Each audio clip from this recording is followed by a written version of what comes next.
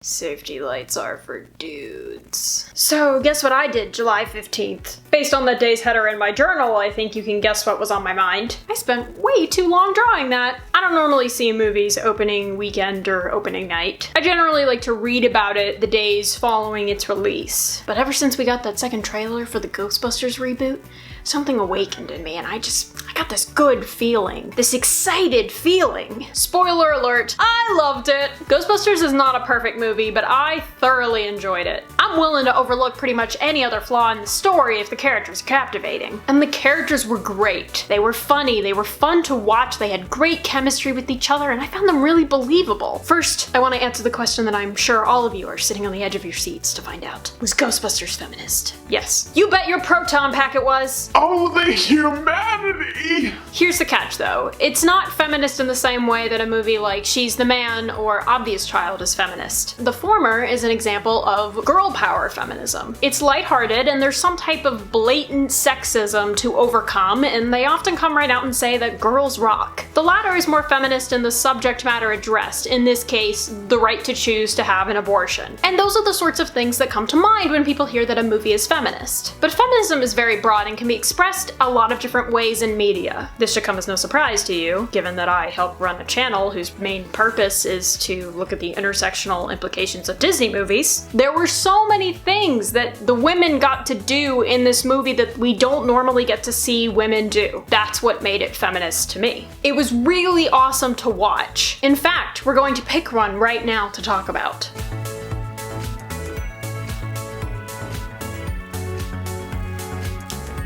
Alright, if you read all the things on that list, it's basically women were allowed to be human beings. One of them was have awesome slow motion fight sequences, because let me just tell you, seeing Kate McKinnon fight ghosts in slow motion, it made me feel some type of way. Okay, so women were allowed to be excited. Specifically, they were allowed to show excitement without being mocked for it. What does that mean? Let's jump back in time, shall we? To a time when a little thing called female hysteria was a totally viable and legit medical diagnosis. It's a little hard to explain what female hysteria was exactly because the symptoms were so broad. In the late 1800s, a guy named George Beard wrote a 75-page document of symptoms for female hysteria, and he didn't feel like it was complete. Some examples of symptoms include nervousness, irritability, wanting to have sex, not wanting to have sex, insomnia, and my personal favorite, a tendency to cause trouble. Basically, anytime a woman showed more personality than a paper bag, it was a medical disorder. It was all really based on this idea that women are fragile, inferior human beings who cannot take the stress of existing. It was pretty much debunked in the 1950s as a medical disorder because, of course, it wasn't. Though the sexist idea that women are hysterical, fragile, emotional creatures didn't really go away either, because of course it didn't. So how did it evolve? Well, you know how anything that teen girls get excited about is seen as uncool and stupid? Feminist author and activist Bailey Polland believes that phenomenon is derivative of female hysteria. There's an underlying assumption that teen girls are not in control of their emotions or interests and become overly excited or upset for no reason, when the reality is that teen girls deliberately use excitement and passion as the foundation for community building. It should be noted that women in general are just mocked for the things that they like, but teenage girls are especially. Think about the backlash for the Twilight movies, or the scorn critics had for the Beatles because of their fans, or One Direction, or pumpkin spice lattes. Teenage girls are the butt of these huge cultural inside jokes. Stuff that girls like, or even stuff that we as women liked when we were girls, is inherently vapid, while stuff that teenage boys like, action movies for example,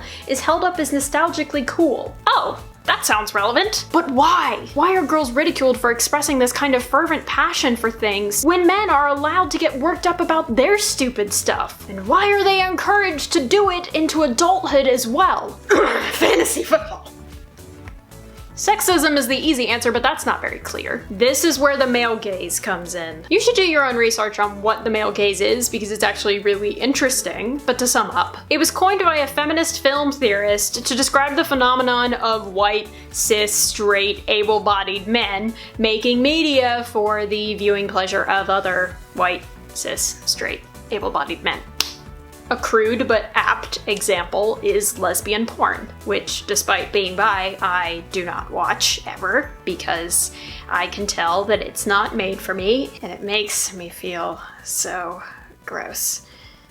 While the term originated in the context of film, the male gaze does exist in reality because life imitates art and all that junk. One of the biggest ways the male gaze manifests itself is the way that women's bodies are viewed. Above all else, women are supposed to be pretty objects that men are entitled to look at and pass judgment on without penalty. Blech. And it doesn't really matter what girls get excited about. If they do it too much, it's bad. When it's about men, whether it's a group like the Beatles or a crush, they get called desperate or easy because girls aren't supposed to show that they have desire. When it's something that boys say they want girls to be interested in, like Star Wars or football, they're fake because they can't possibly like these things genuinely, they just want male attention. Never mind, it's the third highest grossing film of all time when you adjust for inflation and literally millions of people saw it. Yep, she is wearing that Star Wars shirt just for you! It's why you have the head of animation for the movie Frozen saying that it's difficult to animate female characters showing emotions because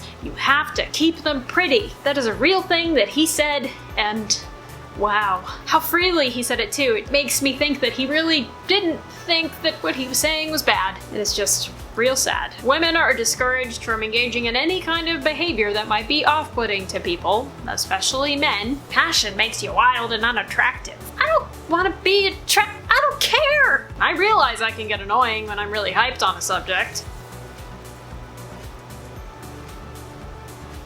Surprisingly, being told this has had little to no effect on how excited I get about things. We teach girls to shrink themselves, to make themselves smaller. We say to girls, you can have ambition, but not too much. You should aim to be successful, but not too successful. Otherwise, you would threaten the man. As such, in lots of romantic comedies and movies in general, female excitement is seen as something that is silly and that we're supposed to laugh at. Ghostbusters was not about that noise. All of these women get to be their own kind of nerd. They all get to be as excited as they want to be and as open about that excitement as they can possibly be. There's a scene where they're all dancing around because they're celebrating and they don't care that they're not great dancers or that they don't look that good. They just know that Bustin makes them feel good and they're not mocked for it. The movie never shies away from showing these women as expressive and intense. The primary concern isn't making sure they're pretty while they express their emotions. And that energy never really goes away either. The characters are always excited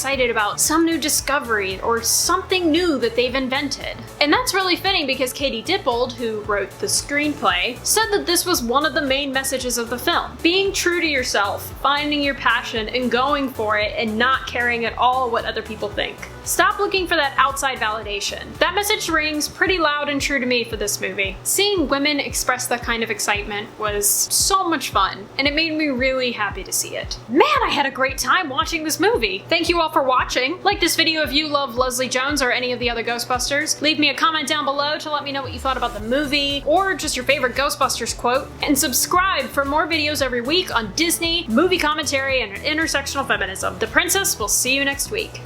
If you read all the things on that list, it's basically